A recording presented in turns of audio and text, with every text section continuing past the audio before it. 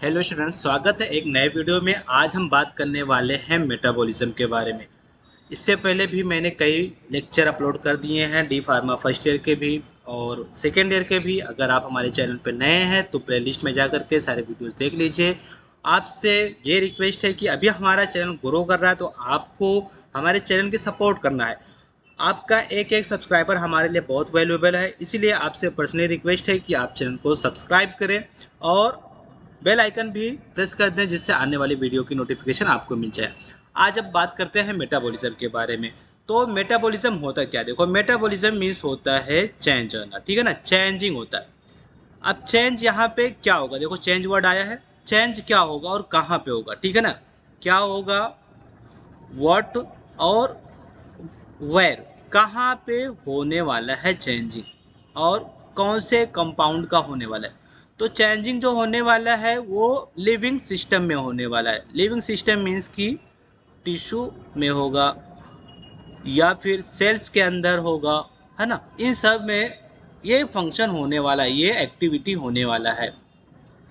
क्या होने वाला है, वो चेंजिंग होगा तो भाई किसका होगा, तो वो होगा चेंजिंग जो भी फूड मटेरियल हम लोग खाते हैं, जैसे कार्बोहाइड्रेट का, प्रोटीन का चेंजिंग हो सकता है, और इसके अलावा फैट हम लोग खाते हैं। तो ये तो लार्ज मॉलिक्यूल है, ये तो लार्ज पार्टिकल है। ये क्या होते हैं, छोटे छोटे पार्ट में कन्वर्ट होता है, स्मॉल पार्टिकल में होता है, इसी को बोलते हैं। या चांसेस ये हैं, दूसरा कंडीशन ये है कि अगर वो छोटा पार्टिकल है तो बाद में वो लार्ज पार्टिकल में दूसरे फॉर्म में कन्वर्ट हो जाए, ठीक है ना। तो अब बात करते हैं, देखो रीड करता हूँ फिर आपको समझ में आएगा। Normal physiological event like respiration, सांस लेते हैं हम लोग, डाइजेशन करते हैं फूड का, एक्सक्रेशन होता है, वेस्ट मटेरियल अपने बॉडी से बाहर निकलता है। तो उन सब में क्या हो रहा है, ट्रांसफॉर्मेशन हो रहा है। ट्रांसफॉर्मेशन मीन्स होता ही है चेंजिंग, ठीक है ना। क्योंकि ऑलरेडी हम लोगों ने ये ट्रांसफॉर्मेशन वर्ड या मेटाबॉलिज्म वर्ड कब पढ़े थे, जब हम लोग DME पढ़ रहे थे, ठीक है ना, एब्जॉर्प्शन, डिस्ट्रीब्यूशन, मेटाबॉलिज्म, एक्सक्रीशन। तो यहाँ पे मेटाबॉलिज्म ये वही मेटाबॉलिज्म है, ठीक। ये आपको समझ में आया होगा। तो क्या बात कर रहा है, excretion involves the transformation of biomolecule. Biomolecule means वही कार्बोहाइड्रेट, प्रोटीन, लिपिड और अदर थिंग्स जो भी है, ठीक है ना, from one form to another form. ये आपको क्लियर हुआ होगा। अब हम बात करेंगे कि भाई ये जो मेटाबॉलिज्म है ये क्या है। तो मेटाबॉलिज्म में जैसे कि मैंने यहाँ पे बताया कि कार्बोहाइड्रेट, प्रोटीन, फैट, ये हो क्या रहा है, स्मॉल पार्टिकल में कन्वर्ट हो रहा है। तो देखो हो क्या रहा है कि लार्ज साइज का पार्टिकल है, यहाँ पे बड़ा सा पार्टिकल है, और ये क्या हो रहा है, स्मॉल साइज के पार्टिकल में कन्वर्ट हो रहा है। तो ये हो रहा है कैटाबॉलिज्म। कैटाबॉलिज्म मीन्स कि उसको कट करो, ब्रेक करो, तोड़ो, इसको ब्रेक कर दिया तो सब अलग हो गया, ठीक है ना, छोटे छोटे पार्टिकल में कन्वर्ट हो गया। अब कैटाबॉलिज्म, एनाबॉलिज्म आगे आएगा। एनाबॉलिज्म इसका रिवर्स होता है। एनाबॉलिज्म में कि स्मॉल पार्टिकल से लार्ज पार्टिकल का बनना, लार्ज ग्रुप का बन जाना, वो होता है एनाबॉलिज्म, ठीक है ना। तो अब कैटाबॉलिज्म का हम लोग डेफिनेशन देखेंगे। इट इज़ अ डीजनरेटिव और ब्रेक डाउन प्रोसेस है। जैसे कि पहले मैंने बताया कि इस केस में कट होता है, ब्रेक डाउन होता है, लार्ज साइज से स्मॉल साइज के कंपाउंड बनते हैं, ठीक। In this process micro molecule, देखो माइक्रो वर्ड है, माइक्रो मीन्स होता है लार्ज। लार्ज जो मॉलिक्यूल है लाइक कार्बोहाइड्रेट, प्रोटीन और लिपिड, ये ब्रोकन डाउन होगा, ये कट होंगे स्मॉल पीसेज में, ठीक है। ये आपको क्लियर हो गया होगा। आप बढ़ते हैं नेक्स्ट लाइन की ओर। The micro molecule are degenerated by step wise, ये स्टेप वाइज होंगे, अचानक से सडनली नहीं होने वाला है। into smaller and simple substances में कन्वर्ट होंगे। The catabolism of carbohydrate, protein, lipid as well as end product of catabolism is shown in the below। अब यहाँ पे दिखाए गए, जैसे कार्बोहाइड्रेट ये कैटाबोलाइज होता है, ग्लूकोज बन जाता है, और भी ज़्यादा ब्रेक डाउन हो जाएगा तो बना लेगा CO2 और H2O, कार्बन डाइऑक्साइड और वाटर बन जाता है, ठीक। प्रोटीन ब्रेक डाउन होता है, अमाइनो एसिड, और ज़्यादा ब्रेक होगा, अमोनिया बनेगा, अमाइनो डेरिवेटिव बन जाता है, ठीक है ना। लिपिड या इसको बोल सकते हैं फैट, तो ये फैटी एसिड में बनता है, फिर ये क्या बनता है, एसिटाइल कोएंजाइम। तो ये स्मॉल साइज और उससे स्मॉलर साइज में बन के तैयार होता है, ये होता है हमारा कैटाबॉलिज्म। फिर बात करते हैं हम एनाबॉलिज्म की, तो ये अपोजिट होता है कैटाबॉलिज्म। ये क्या है, सिंथेटिक प्रोसेस है, ये बिल्डअप होता है, इसके अंदर बिल्डिंग अप्स होता है, प्रोसेस है। जैसे मान लो कि प्रोटीन हम लोग खाते हैं तो प्रोटीन किस में कन्वर्ट होता है, अमाइनो एसिड में, बट वो अमाइनो एसिड फिर दूसरे फॉर्म में कन्वर्ट हो जाता है। और जो हमारे मसल्स बनते हैं, बाइसेप्स हो गया, वो जिम वगैरह में आप देखते हो ना, तो प्रोटीन से क्या होता है, फिर वो नई हमारी मसल्स बन जाती है, और मसल्स हमारा क्या है, प्रोटीन का है। तो आपने क्या देखा, अमाइनो एसिड फिर से किस में कन्वर्ट हो गया, प्रोटीन में, मसल्स में, इसमें कन्वर्ट हो गया। अब बढ़ते हैं नेक्स्ट स्लाइड की ओर, जो कि हमारा सेकंड हेडिंग है, मेटाबॉलिज्म ऑफ कार्बोहाइड्रेट। अब देखो, पहले यहाँ पे तो कुछ पॉइंट कार्बोहाइड्रेट के लिए प्लस पॉइंट लिखा गया है, इसकी यहाँ पे कुछ तारीफ की गई है कि कार्बोहाइड्रेट क्या होता है, उसके बारे में इंट्रोडक्शन बताया गया है। तो carbohydrate serves as a fuel, ये इंजन जैसे गाड़ी चलती है तो पेट्रोल लगता है ना, गाड़ी के में पेट्रोल लगता है, कोई भी गाड़ी है तो गाड़ी कैसे चलती है भाई, उसमें पेट्रोल लगता है। तो ये भी हमारे लिए क्या करता है भाई, पेट्रोल का काम करता है। ठीक है, कार्बोहाइड्रेट फ्यूल, ये हमको एनर्जी देगा, ठीक है ना, ये एनर्जी प्रोवाइड करने का काम करता है। और ये इंटरमीडिएट प्रोडक्ट है। The intermediate product of carbohydrate metabolism are use in other biosynthetic reaction, जो अदर दूसरे रिएक्शन है उसमें कार्बोहाइड्रेट की एनर्जी को हम लोग यूज़ करते हैं। Carbohydrate metabolism is basically metabolize of glucose. भाई कार्बोहाइड्रेट क्या है, कार्बोहाइड्रेट का अगर कोई बोलता है आपसे कि कार्बोहाइड्रेट मेटाबॉलिज्म क्या है, तो मेटाबॉलिज्म एक्चुअली ऑफ ग्लूकोज का होता है and substance related to glucose, क्योंकि ग्लूकोज ही कार्बोहाइड्रेट का सिंपलेस्ट पार्ट है।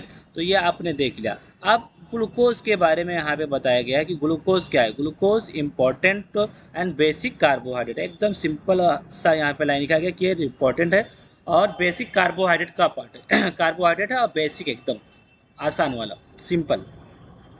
It is the major and important blood sugar हो सकता है, ठीक है ना। शुगर में भी ब्लड वेसल्स में आप जानते हो शुगर रहता है, तो वो कौन सा शुगर रहता है, वो यही रहता है, ग्लूकोज ही रहता है, ठीक। डाइजेशन ऑफ कार्बोहाइड्रेट, अब कार्बोहाइड्रेट में एग्जांपल जैसे starch, sucrose, lactose produce only glucose, मतलब ये लार्ज साइज के हैं, बहुत बड़े बड़े साइज के हैं। ये जब ब्रेक डाउन होंगे तो क्या होंगे, ये ग्लूकोज बना लेते हैं। तो ग्लूकोज के बारे में कुछ पॉइंट दिया गया है। अब जो हमारा चल रहा था मेटाबॉलिज्म चल रहा था, तो मेटाबॉलिज्म का पॉइंट फिर यहाँ से स्टार्ट हो रहा है। Metabolism, the aspects of the carbohydrate metabolism. Metabolism, carbohydrate का मेटाबॉलिज्म के क्या क्या, कौन कौन से इसके पहलू हैं, कौन कौन से इसके पक्ष हैं, किस तरीके से इसको हम देख सकते हैं, टोटल स्टेप क्या, किस रूट से होकर के, किस पाथ से होकर के वो गुजरेगा, ठीक है ना। तो सबसे पहले यहाँ पे दिया गया है ऑक्सीडेशन होगा, ग्लूकोज का ऑक्सीडेशन होगा, पहला पॉइंट याद रखना। दूसरा पॉइंट सिंथेसिस होगा ग्लूकोज का फ्रॉम नॉन कार्बोहाइड्रेट शुगर। अभी ये मेन, ये ब्लू कलर का जितना दिखाया गया ये देखो। तीसरा दिया है ग्लूकोज से ग्लाइकोजन का बनना, एंड फोर्थ दिया है ग्लाइकोजन से फिर क्या होगा, ग्लूकोज का बनना। ये कुछ दिए गए हैं। तो सब अब आ जाते हैं यहाँ पे, जो पहला स्टेप हमने पढ़ा, ऑक्सीडेशन ऑफ ग्लूकोज। ग्लूकोज का ऑक्सीडेशन कराना है, ग्लूकोज को ऑक्सीडाइज कराओ। तो हमको पता है कि ऑक्सीडेशन किसको कहते हैं भाई, addition of oxygen, oxygen add हो जाना या हाइड्रोजन माइनस हो जाना, ठीक है ना। तो ये ऑक्सीडेशन है, इन दोनों को ऑक्सीडेशन बोलते हैं। अब देखो ये कैसे होगा उसके बारे में बता रहा है। It occurs by two pathway, oxidation करवाने के लिए दो पाथवे हैं। पहला पाथवे है यहाँ पे क्या दिया गया है, they are glycolysis, and second है हेक्सोस मोनोफॉस्फेट शंट।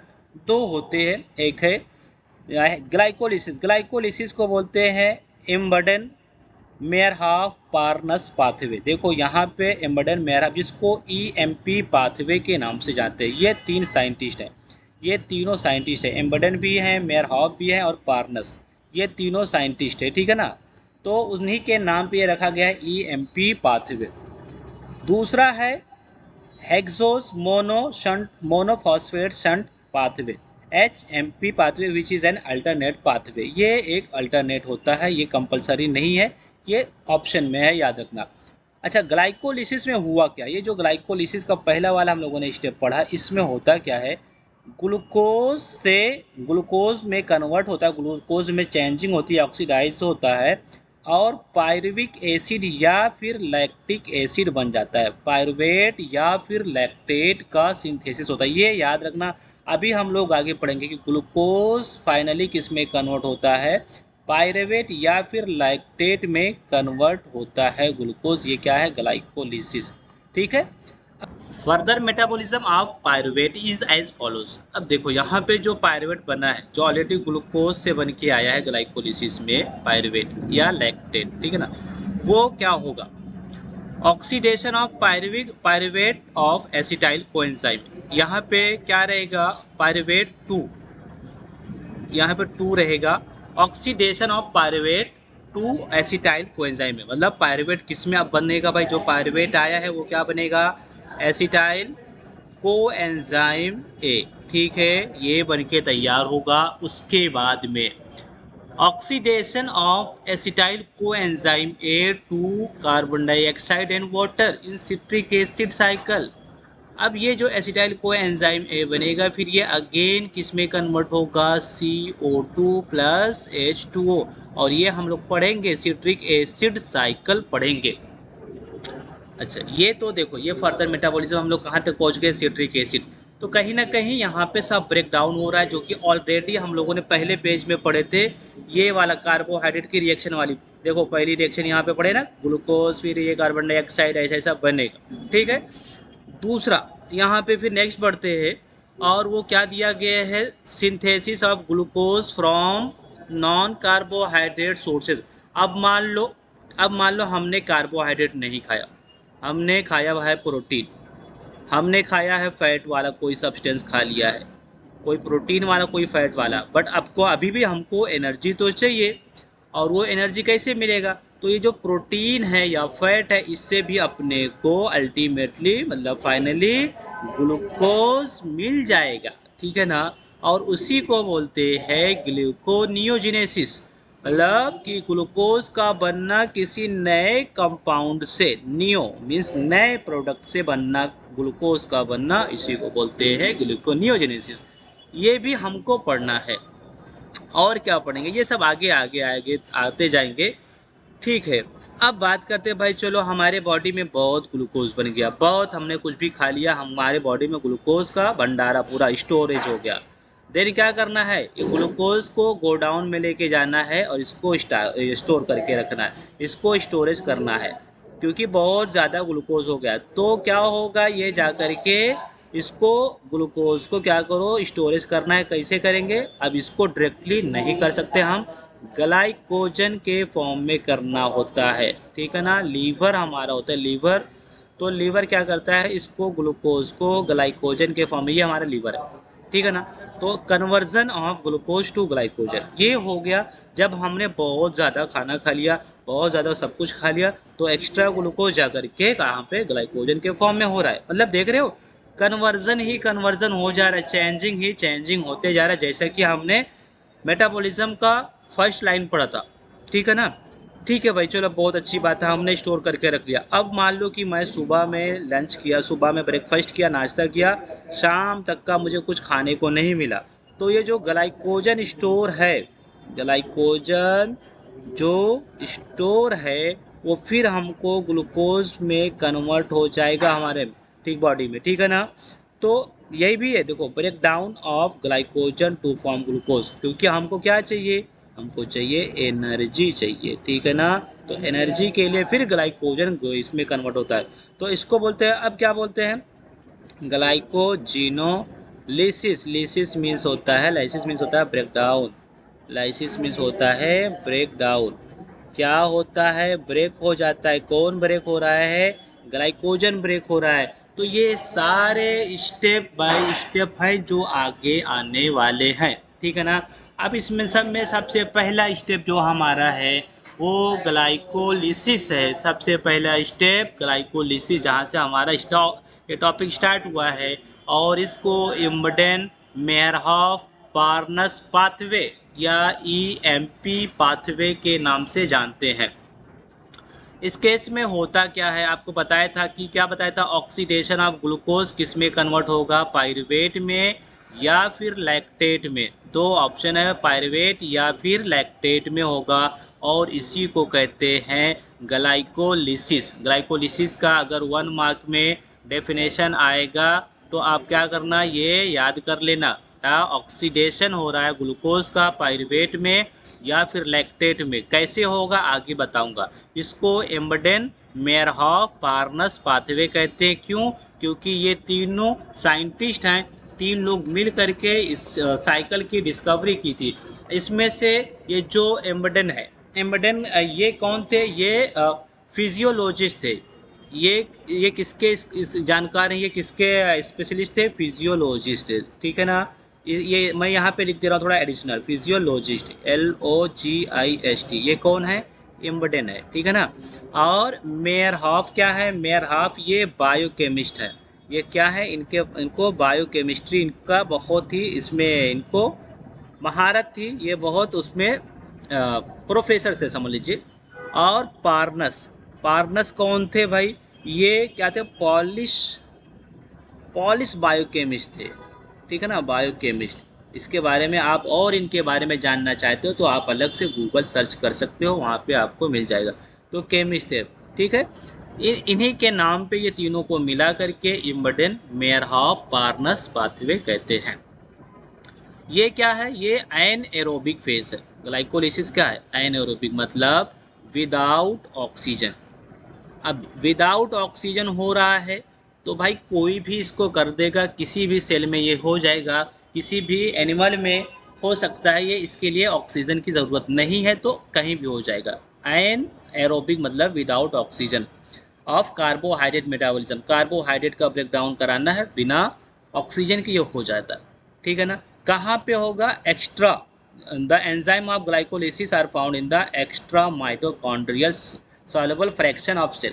भाई सेल होता है, सेल होता है ना, सेल में माइटोकॉन्ड्रिया होता है इसे, तो माइटोकॉन्ड्रिया के आउटर साइड में एक्स्ट्रा माइटोकॉन्ड्रिया लिखा है, मतलब आउटर साइड, बाहर की ओर, आउटर माइटोकॉन्ड्रिया के बाहर इसके जो एंजाइम होंगे वहाँ पे प्रेजेंट होते हैं।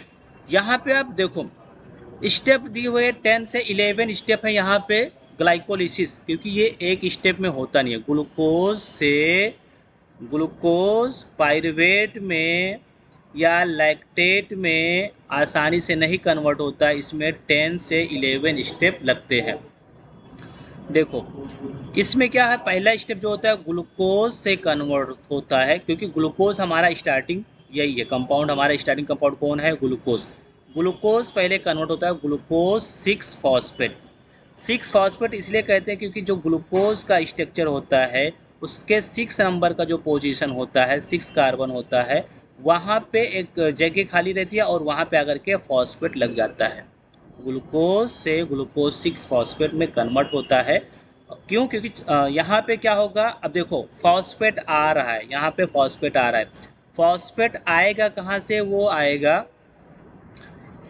AD, यहाँ ATP से क्या बन जाता है? ADP, मतलब एक फॉस्फेट यहाँ पे खर्चा होता है। अब इसको ऐसे समझना है, कैसे आपको समझना है, ये सब मैं इरेज कर रहा हूँ, और इसको समझो कि हमको क्या करना है, बिजनेस स्टार्ट करना है। आप बिजनेस स्टार्ट करने के लिए क्या करोगे? सबसे पहले कुछ इन्वेस्ट करोगे। यहाँ पे जो इन्वेस्ट होने वाला है वो ATP का होने वाला है। देखो यहाँ पे जो इन्वेस्ट होने वाला है ATP, यहाँ पे हमारा पैसा क्या है? ATP है, ठीक है ना। अब ATP लगाएंगे, ADP मिलता है, ADP मिलता है। अच्छा देखो T मतलब 3, D मतलब 2, ठीक है ना, मतलब कि एडेनोसिन ट्राइफॉस्फेट, यहाँ पे कोई चीज़ है, एनर्जी है तो 3 है। अब वो एनर्जी खर्चा कर दिया हमने, कहीं लगाया, तो एडेनोसिन डाइफॉस्फेट 2 मिल गया, मतलब एक यहाँ पे लॉस हुआ हमारा, एक माइनस में चल रहे, ठीक है। दूसरा केस या ये हो सकता है, देखो जो जो आने वाले वो मैं अभी बता दे रहा हूँ। दूसरा केस ये है कि एक बनता है NAD से बनता है NADH बनता है, ठीक है ना, ये बनता है प्लस H बनता है। तो यहाँ पर भी हमको ATP यहाँ पे अब क्या होगा, मिल जाएगा। इस केस में हमारा ATP 3 ATP का यहाँ फ़ायदा होता है, इस केस में हमको 3 ATP मिलता है। और एक और होता है ADP से, अच्छा इसका रिवर्स, ठीक है ना, अगर ATP में कन्वर्ट होता है तो यहाँ पे 2 था पहले बताया था, ये 3 है, तो यहाँ पे एक हमारा फ़ायदा होता है। ठीक है, अब ये जहाँ भी आएंगे ये सब उसको आप याद रखना है कि अगर ATP से ADP बनता है तो 2 यहाँ पे क्या होगा, एक नुकसान होगा। अगर 2 से 3 में कन्वर्ट होता है क्योंकि ये 2 वाला है, ये 3 वाला, तो एक फ़ायदा होगा। इस केस में NAD से अगर बनता है, NADH से बनता है तो यहाँ पे 3 आएगा। ठीक है, एक मॉलिक्यूल से 3 आएगा, अगर 2 रहेगा तो 6 हो जाएगा, 3 रहेगा तो 9 हो जाएगा। ये बात आपको याद रखना है। चलो अब आते हैं पहले स्टेप की ओर फिर से। पहला स्टेप इसमें ये है, this reaction is catabolised by the enzyme hexokinase. पहला स्टेप है हेक्सोकाइनेज एंजाइम लगने वाला है। ATP act as a phosphate donor, बताया है आपको। एटीपी लगने वाला है और क्या बना लेगा, एडीपी लगेगा और यहाँ पे एक फॉस्फेट निकल रहा है, एक फॉस्फेट निकल रहा है, मतलब एक फॉस्फेट का नुकसान हो रहा है। ठीक है, the presence of magnesium ion, यहाँ पे मैग्नीशियम आयन की ज़रूरत है। ठीक है, इस स्टेप के लिए, क्योंकि अगला ये स्लाइड हमारा वही है। देखो एटीपी से क्या बनना है, एडीपी बनना है, हेक्सोकाइनेज एंजाइम है, मैग्नीशियम आयन ज़रूरी है। ठीक है, ये हो गया। फिर this reaction occur mainly in the liver and muscles, ये लीवर में हो सकता है या फिर मसल्स में हो सकता है, और ये रिवर्सिबल है।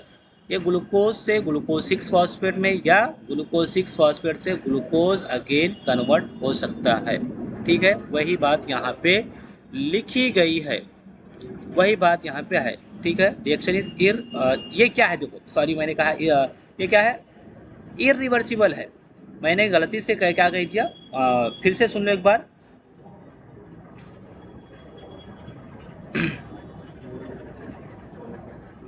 दिस रिएक्शन इज इरिवर्सिबल, ये रिएक्शन कैसी है, इरिवर्सिबल है, मतलब कि ये ग्लूकोज 6 से ग्लूकोज नहीं बनेगा, ये दोबारा वापस नहीं जाने वाला है।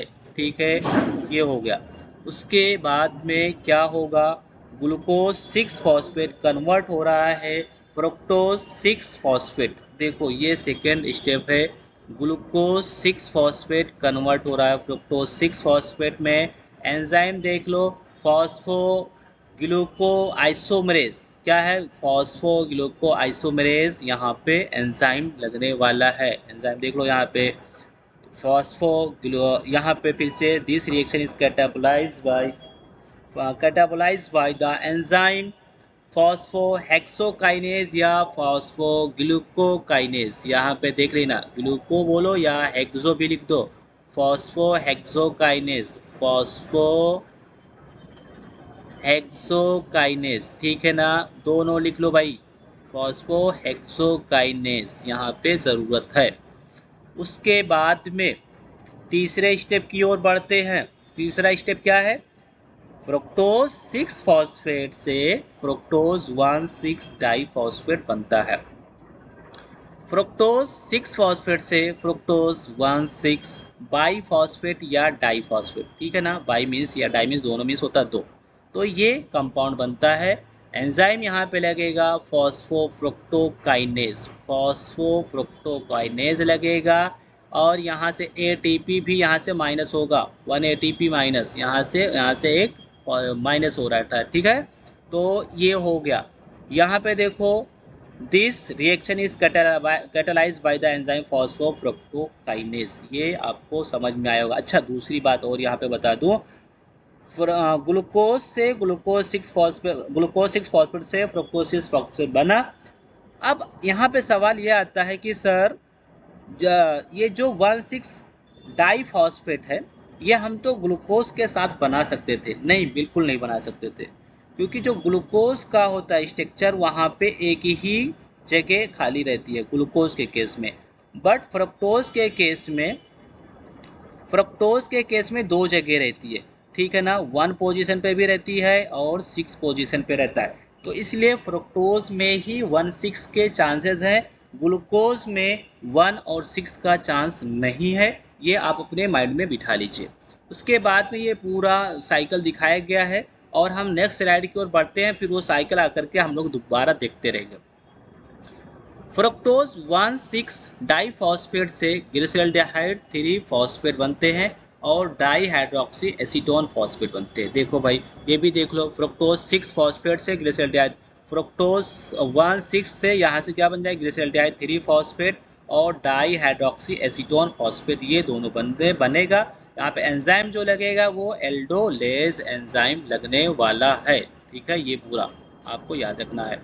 फिर both glyceraldehyde 3 phosphate and dihydroxyacetone phosphate are interconvertible. ये क्या है, एक दूसरे में चेंज हो सकते हैं, ये इसमें और ये इसमें चेंज हो सकता है। ठीक है ना, एक दूसरे की ये शक्ल ग्रहण कर सकते हैं, दूसरे की शक्ल क्या कर सकते हैं, धारण कर सकते हैं। ये बात याद रखना है आपको। उसके बाद में तो क्या होगा, अब दोनों एक दूसरे की जगह पे रिप्लेस हो सकते हैं। तो अब हम उसको दोनों को 2 बार नहीं पढ़ेंगे, एक ही में दोनों को पढ़ेंगे। This interconversion is catabolised by the enzyme phospho triose isomerase. देखो भाई यहाँ पे एंजाइम की जो बात किया है वो ट्रायोजेज, यहाँ से ये इसको देखो एक बार, ठीक है ना। और so 2 molecule of glyceraldehyde 3 phosphate are form. इस तरीके से आप क्या मान के चलो, 2, क्योंकि अब उसको अलग अलग नहीं पढ़ना है, दोनों एक ही तरीके के हैं तो दोनों को एक ही में पढ़ लो, 2 मॉलिक्यूल बन जाएंगे। ठीक है, विच enter in the next reaction. वो नेक्स्ट रिएक्शन क्या है, ग्लिसरॉल्डिहाइड 3 फॉस्फेट से ग्लिसरॉल्डिहाइड 1,3 डाइफॉस्फोग्लिसरेट। अब देखो भाई ये भी देख लो, ग्लिसरॉल्डिहाइड 3 फॉस्फेट ये वाला था ग्लिसरॉल्डिहाइड, ये किस में कन्वर्ट हो रहा है 1,3 डाइफॉस्फो या बाईफॉस्फो। देखो यहाँ पे बाई बार बार वर्ड लिखा गया है, ये डाइफॉस्फो भी आप लिख देना, डाइफॉस्फो ग्लिसरेट बन जाएगा। ठीक है ना, यहाँ पे ये बात आपको याद रखनी है। और एंजाइम की बात कर रहा है 3 फॉस्फेट डिहाइड्रोजिनेज में। ठीक है ना, एंजाइम क्या लगेगा ग्लिसरॉल्डिहाइड 3 फॉस्फेट डिहाइड्रोजिनेज, यहाँ पे ग्लिसरॉल्डिहाइड 3 फॉस्फेट डिहाइड्रोजिनेज, यह बात याद रखना है आपको। और आगे बढ़ते हैं, दिस रिएक्शन रिक्वायर कोएंजाइम। यहाँ पे एक कोएंजाइम लगने वाला है, कोएंजाइम का नाम है NAD लगेगा। यहाँ पे एक कोएंजाइम है, कोएंजाइम का क्या नाम है NAD। अब ये याद रखना क्योंकि यहाँ पे डबल डबल चल रहा है, डबल डबल चल रहा है, इसलिए यहाँ पे 2 लगाना ज़रूरी है। और बताया हूँ पहले कि एक NADH बनता है, तो NAD से क्या बनता है NADH प्लस H बन जाता है। तो यहाँ पे एक NADH से 3 मिलता था, 3 मिलता था, 2 है तो क्या हो जाएगा भाई 2 से मल्टीप्लाई करो तो टोटल 6 ATP बनते हैं। इस केस में आपको ये समझ में आया होगा। 6 मॉलिक्यूल ATP फॉर्म होंगे as a result of this reaction. और फिर क्या हो सकता है यहाँ पे भाई, form NADH form in this reaction will be oxidise in the electron transport chain. ETS chain एक होता है, वो हम लोग बाद में पढ़ेंगे। वहाँ पे क्या होता है 3 मॉलिक्यूल पर NADH से 3 बना तो, और 2 है तो 2 से क्या बन जाएंगे 6 बन जाएंगे। फिर फॉर 2 मॉलिक्यूल ऑफ NAD 1,3 डाइफॉस्फोग्लिसरेट से टोटल 6 बन जाएंगे, ऑफ यहाँ ऑलरेडी लिख दिया गया। ठीक है ना, फिर क्या है 1,3 डाइफॉस्फोग्लिसरेट से 3 फॉस्फोग्लिसरेट बनेगा। देखो भाई 1,3 से फिर 3 में कन्वर्ट होगा, यहाँ पे ADP से यहाँ भी एक ATP हमारा बनेगा, एक ATP बन के तैयार हो गया। 6 यहाँ पे बने हैं, 1 यहाँ पे बना है। उसके बाद पे आगे बढ़ते हैं, और क्या दिया गया भाई, यहाँ पे देखिए आप लोग, यहाँ पे बन गया it is catalysed by the enzyme phosphoglycerate kinase in this reaction 2 molecule, यहाँ पे 2 molecule ATP are form in each molecule of glucose. फिर क्या गया 7th पॉइंट, 3 फॉस्फोग्लिसरेट से 2 में कन्वर्ट होगा, it is catabolised by the phosphoglycerate mutase. ठीक है ना, ये आप देख लो, ये रिएक्शन दिया हुआ है। ठीक है ना, फिर 3 से 2 में बनेगा। आगे बढ़ते हैं, और फिर 8 नंबर का पॉइंट दिया हुआ है, इट इज़ यहाँ पे क्या है फॉस्फोग्लिसरेट से फॉस्फोइनॉल पायरुवेट बन जाता है, इनोलेज एंजाइम लगेगा यहाँ पे। उसके बाद फॉस्फोइनॉल पायरुवेट से इनॉल पायरुवेट बनता है, इस केस में पायरुवेट काइनेज एंजाइम लगता है। 2 मॉलिक्यूल ATP यहाँ से प्रोड्यूस होता है for each molecule of glucose. ठीक है ना, अच्छा देखो 10 पॉइंट, इनॉल पायरुवेट से कीटो पायरुवेट, ये कुछ नहीं है, ये पायरुवेट का इनॉल में या कीटो फॉर्म में कन्वर्ट होना, उसी को बोलते हैं कीटो पायरुवेट। यहाँ पे मीनिंग लिखा है keto pyruvate is a keto form of pyruvic acid, और कुछ नहीं है, पायरुविक एसिड ही है कीटो के फॉर्म में, मतलब यहाँ पे कीटोन रहेगा। दिस इज स्पॉन्टेनियस रिएक्शन, ये अपने आप हो जाती है, इसके लिए कोई एंजाइम की जरूरत नहीं है ज़्यादा।